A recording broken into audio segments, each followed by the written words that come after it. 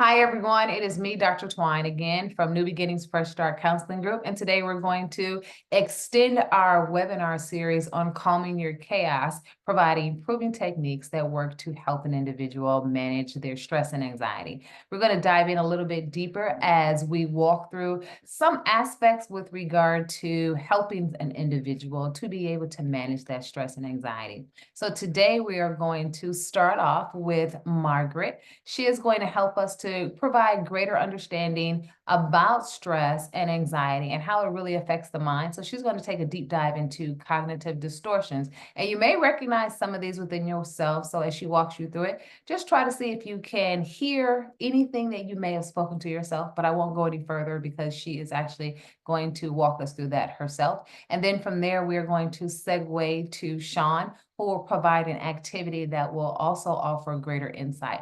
These together are our opportunity for you able to really have an understanding as to how your mind works, how you are able to process either consciously or unconsciously what it is that you may be struggling with, and help to give you some insight in how to manage that. And then, of course, we're going to close things off with an action activity. We always want to pair things together with insight as well as action. And we're going to close off with Olivia, and she is going to provide us with a progressive muscle relaxation technique. I won't share any more because she is actually going to walk us through that exercise. So as you are watching this video, I want you all to relax, take a deep dive into what we're dealing with when it comes to normal daily stressors, but also we're going to add on to what we learned from last week or last time. And in our last video, we shared information about the differences between perspectives and understanding the difference of perspectives and how one may see and perceive anxiety. But we also understood the difference between eustress and distress, whereas one is positive and one is negative. And that means in how it affects you, how it affects your thinking, how it affects your emotions, as well as your behaviors. We're going to couple all of that together as we take a deeper dive into anxiety. And with that being said, I'm going to transfer everything over to the comfortable and more than capable hands of Margaret as she introduces us to cognitive distortions. Thank you, Dr. Twine. Right now, I'm going to, can't share the screen.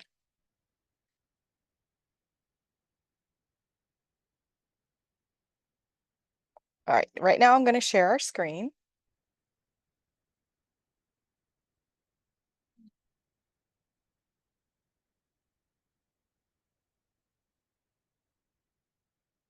Okay. So we're going to explore cognitive distortions, what they are, and how to replace them. To start off, we need to understand that our brains are natural storytellers. If I'm walking down the street and I see somebody in front of me who's walking around with one shoe on and one shoe off, right away my brain is going to start telling me a story about that person. The stories my brain tells me are not necessarily the truth. The stories are just stories my brain thinks might possibly be the truth. To know the truth in this situation, I would actually have to have a conversation with that person. Some of the stories our brain tells us are cognitive distortions. Cognitive distortions can increase anxiety by creating a distorted view of reality. Today, we are going to explore 10 common cognitive distortions and how to replace them with healthier thought patterns. So our first cognitive distortion is called absolute thinking. Absolute thinking is all or nothing thinking. It's black and white thinking with no room for gray areas. This type of thinking can lead to rigid evaluations of self, others, and the world. An example of absolute thinking would be if you're thinking about a person or maybe a political party and whether or not they're entirely right or maybe they're entirely wrong with no middle ground. This distortion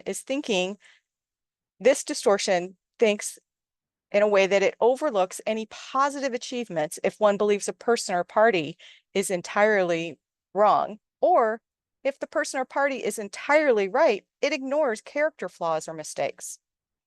You can combat absolute thinking by looking for absolute labels like always and never, and then finding exceptions to those words.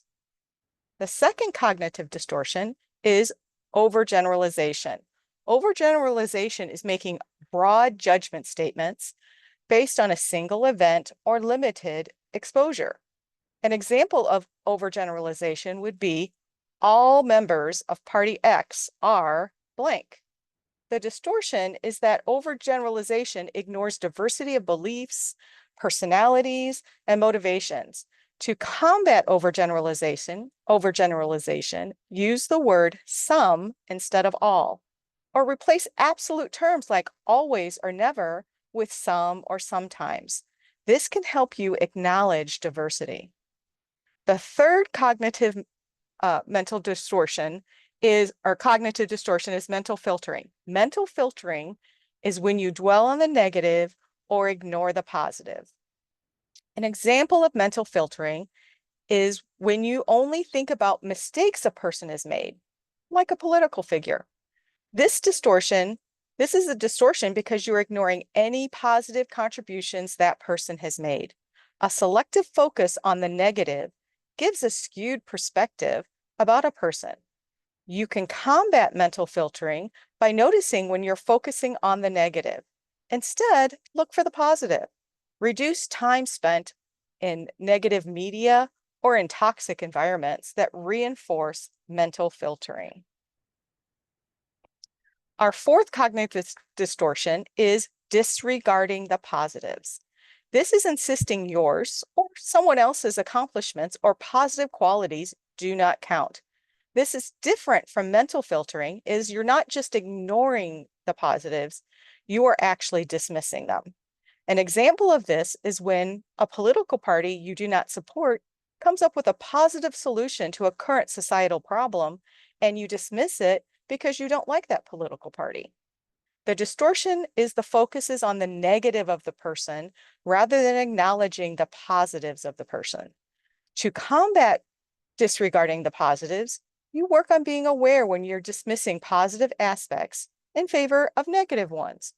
Engaging in open discussions and considering multiple viewpoints can also help broaden understanding and reduce negativity. Another cognitive distortion is jumping to conclusions. Jumping to conclusions looks like assuming you know what someone else is thinking, which is actually mind reading. Or you're predicting the future, which is fortune telling. Both of these are done without any evidence. An example of this is believing a policy will be bad just because it comes from a source you don't like. The distortion is that you're assuming the worst without having all the information. Many times conclusions are based on a negative view rather than evidence. You can combat jumping to conclusions by catching yourself when you're making assumptions. Take a moment, pause, and reflect before reacting. This can help you avoid making hasty judgments. Think of multiple explanations for situations instead of settling on the first thing that comes to your mind. This broadens your perspective. Ask open-ended questions to facilitate fact-finding over making assumptions. Cognitive number 6 is either magnifying or minimizing. This happens when you either blow things out of proportion or you shrink their importance inappropriately. An example of this is when a minor scandal is framed as a major crisis, leading to heightened anxiety and outrage, or an extreme act of corruption is generalized to represent a broader political trend, reinforcing fear or distrust of a party or political system. The distortion is that by exaggerating negative outcomes, you ignore the possible positive outcomes. Or if you minimize the important concerns, you dismiss legitimate issues that are impactful. To combat magnifying or minimizing, you challenge your thoughts. What evidence do you have to support or possibly refute your thoughts? Also, get feedback from trusted family and friends. They can provide an outside perspective that may help you see things more clearly. The 7th cognitive distortion is emotional reasoning. Emotional reasoning happens when individuals rely upon their emotional responses as evidence of truth. An example of this is if someone feels that a particular policy will lead to disaster, they may treat that fear as factual evidence. The distortion is that the thoughts are being driven by their emotion, fear, rather than an objective view of that stance. You can combat emotional reasoning by reflecting on emotions and recognizing when strong emotions are influencing thoughts and decisions. Take a step back, assess the situation more critically, explore other possible interpretations of that situation. The next cognitive distortion is using should statements. This entails using words like should, shouldn't, ought, must, and have to in a critical manner. An example of this is believing what should happen about a political issue. The distortion is that should statements do not take into consideration the complexity of issues. They set rigid and unrealistic expectations. To combat using should statements, you can replace should with phrases like, it would be beneficial if, or I would prefer that. Instead of using what should be done, discuss what can realistically be accomplished and explore various approaches to achieving desired outcomes. The ninth cognitive distortion is called labeling. This is when you label yourself or others in line with shortcomings. An example of this is blank is a jerk. This is a distortion because it simplifies you or another person into a single negative identity. You can combat labeling by reminding yourself that everyone is multifaceted. People can have both strengths and weaknesses, and a single label doesn't capture their complexity. The last cognitive distortion is personalization or blaming. This entails blaming yourself for something you weren't entirely responsible for, or blaming someone else when your own attitudes or behaviors might be contributing to the problem. An example of this is blaming a political leader for a current crisis. Personalization or blaming is a distortion because it's attributing an entire situation to one individual rather than recognizing that multifaceted factors contribute to complex situations. You can combat personalization or blaming by recognizing when you are taking all the blame for something, or attributing all the blame to only one individual in situations which are more complex than that. Rather than looking for who to blame or who to vilify, you can work to see the complexity in the issues. Cognitive distortions profoundly influence our perceptions, emotions, and behaviors, particularly in politics. When these distortions dominate our thinking, they can heighten anxiety, deepen depression, and strain relationships. By recognizing and challenging these distortions, we can foster a more informed and collaborative society that prioritizes dialogue over division, bringing calm to the chaos. Now I'm going to hand us over to Sean, who's going to lead us through an activity that shows us how to combat negative cognitive distortions. Sean? Thank you, Margaret. Just share my screen.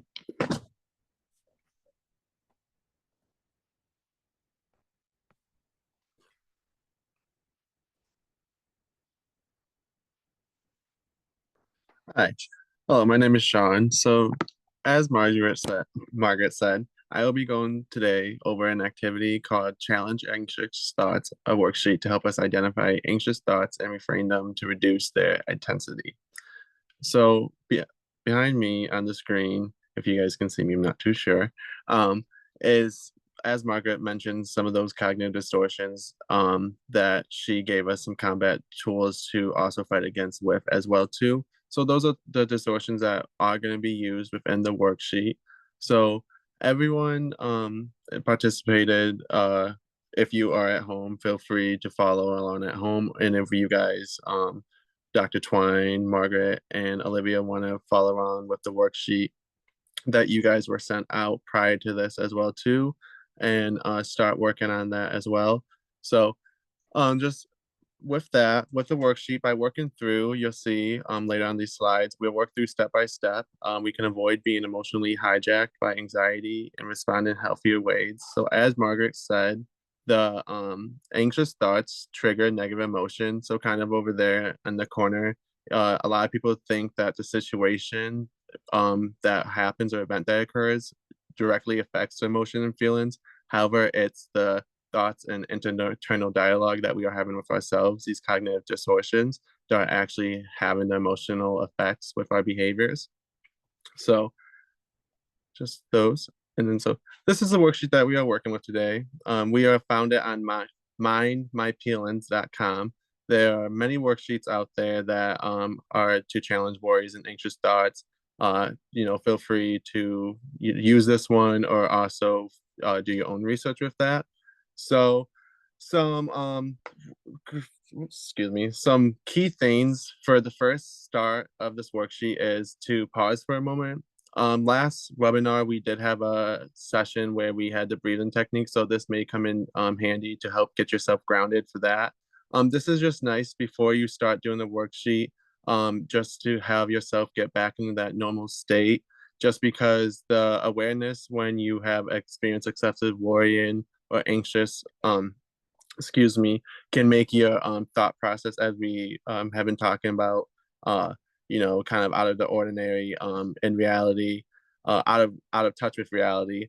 So this kind of helps you just get back with yourself to the normal state, and paying attention to your body, and your emotions, and identifying those, like, state of emotions. If you're feeling anxious, fear, if you have physical fear feelings in your body, tension, you're feeling worried in your shoulders, things like that. And then a lot of times the worries, the cognitive distortions, they will start with the what if statements. I'm worried that, I'm afraid to. So kind of those, like, negative things of the future, circumstances a lot of times.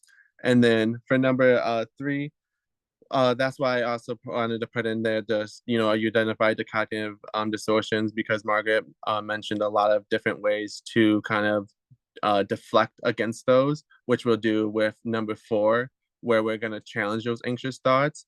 So that's where we're going to, what actually happened in that event. How was it worried about it before? How has it changed? Things like that just kind of help you get the full, both sides of the story, just for your mind, and because your mind is so in the negative aspect of it. And then that's going to help you for 5 to identify some solutions, get that groundwork. So this kind of is nice because it can be used in a lot of different scenarios, so where you can help find some evidence for and against your thoughts, and help you get that balanced thought out. So if you guys want to share any things, or if not, that's okay as well.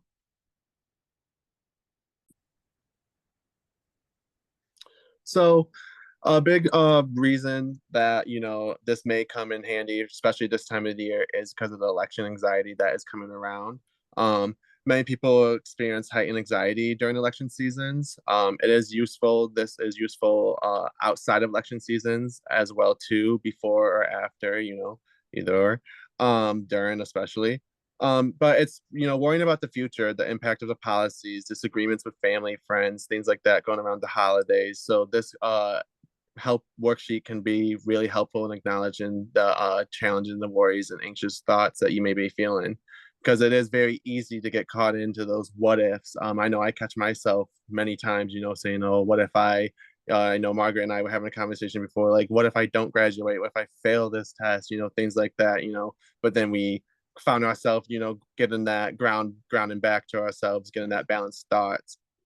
So with that being said, with election anxiety, an example could be, what if the candidate I don't support wins and everything gets worse?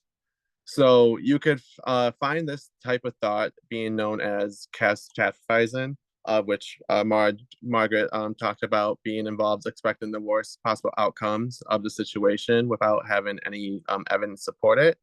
So you can find the evidence for and against the thought. So like some evidence for this would be, there are policies I disagree with, and these make me feel anxious. However, there's evidence against this to where I can't predict the future and not every change will be bad. So this is kind of where you can find your balanced thought, the solution to your worries, where even if even if my preferred candidate didn't win, I can focus on the actions I can control, like voting in the next election or advocating for the causes I care about. Or another example could be, what if the political conversations ruin my relationship with my family members? So this could be a cognitive distortion of fortune telling, because this distortion, like Margaret said, happens when you predict a negative outcome without evidence that it will happen. So in this case, you're expecting that the discussion of political issues will lead to relationship problems, which may not necessarily be true. So you can find some evidence against it, which we've disagreed before, and we still get along most of the time. I know I have relatives and friends that, we get into some political things, but I still hang out with them, still talk to them, things like that. So it's a balanced thought of, it's okay to set boundaries around the politics to protect my relationships. And I found that, boundaries 100% help out too. So, it's just a little bit of give and gain of as up at that give and gain with that as said too. So election season is filled with a lot of uncertainty, but you can use this worksheet whenever you're feeling anxious and those thoughts are arise, and you can reframe your thinking.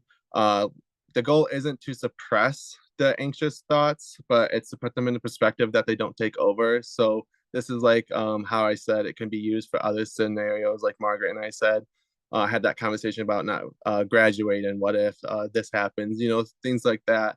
So it's kind of help you to get that different perspective, get out that negative, the distress and stuff like that. So with that being said, I want to thank you everyone for taking the time to listen for this activity and the examples given with the election anxiety stress. I hope of you watching will find that this anxiety worksheet is insightful and useful for times of need, especially as we approach the end of lecture season. But however, as I mentioned before, this can be used after election season and for many different scenarios as well with those cognitive distortions. And so now that I'm done with this, we will hear from Olivia, and she will be taking us through an intervention of anxiety. So thank you, Olivia. Now on to you. Thank you, Sean. So I want to talk a bit more about progressive muscle relaxation.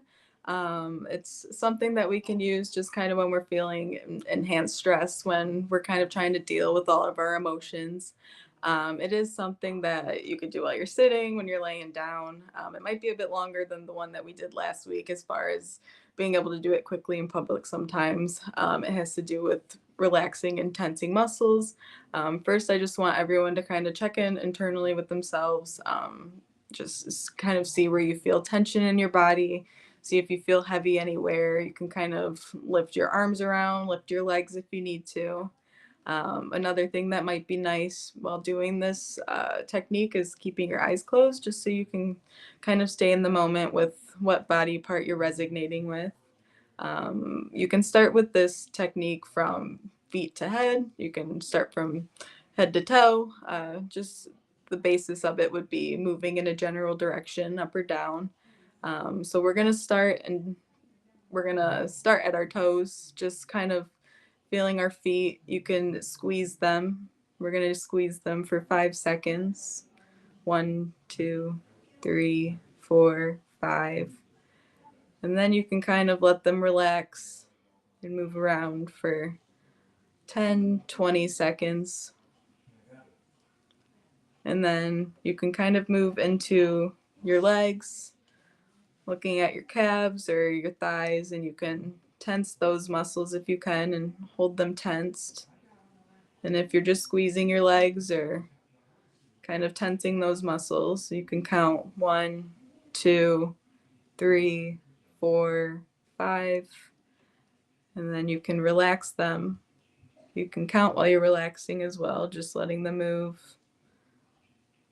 1, 2, 3, 4, 5, 6, 7, 8, 9, 10.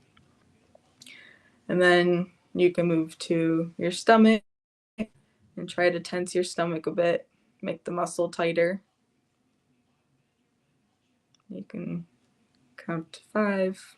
1, 2, 3, 4, 5. And then again, just giving it time to relax and decompress the muscle. And then you can move to your fingers or your hands, kind of tensing your hands up, whether you're squeezing them and making a fist, just making the muscles tighten. You can count 1, 2, 3, 4, 5. And then you can slowly relax them. You can go longer than 10 seconds if you feel it's needed, generally around 10 to 20. And then you can move to your full arm, kind of just tensing the arm muscles, whether you're flexing them or kind of squeezing them tighter. 1, 2, 3, 4, 5.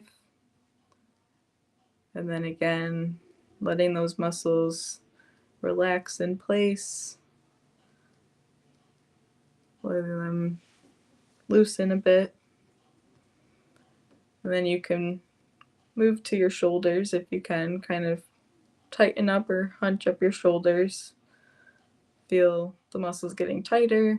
1, 2, 3, 4, 5. And then you can slowly decompress. 1, 2, 3, 4, 5, 6, 7, 8, 9, 10. And then ending kind of with your head. You can scrunch up your face maybe, or try to tense your head, make it feel a bit heavier than what it usually does. And count 1, 2, 3, 4, 5. Then if you were squeezing your eyes or your face muscles, letting them relax and move back to the natural place. And then again, taking as much time as you need to relax the muscles. And then again, while doing this, you can also kind of focus on breathing, taking deep breaths in, deep breaths out. And then when you're ready, opening your eyes back up and kind of taking into account your body and how you feel, and noticing if you feel any lighter or any less heavy. And this is a good technique that I would say kind of gets you in touch with your body, just releasing tension in places you might not know it's built up. Definitely something that can help during election season if you kind of can feel crazy or a little bit up in the air with everything going on. So I'm going to turn it back to Dr. Twine to close this out.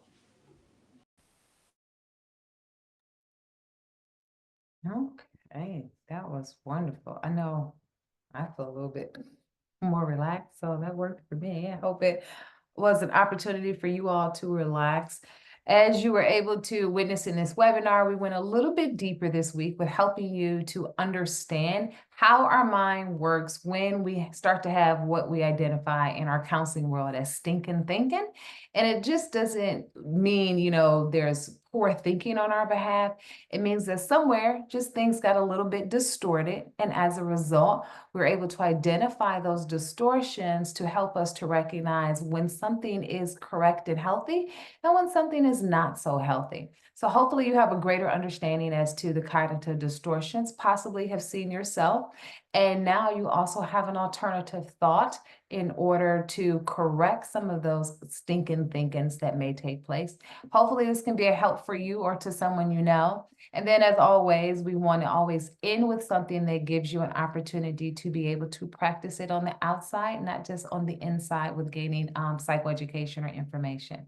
I hope again this was helpful for you all. Thank you all for watching and participating within this webinar. And just from me and my team, we just want to say we appreciate you. Until next time, this is me, Dr. Twine at New Beginnings FreshStart Counseling Group. We hope we have been a help of service to you. Have a wonderful day, everyone. Bye-bye.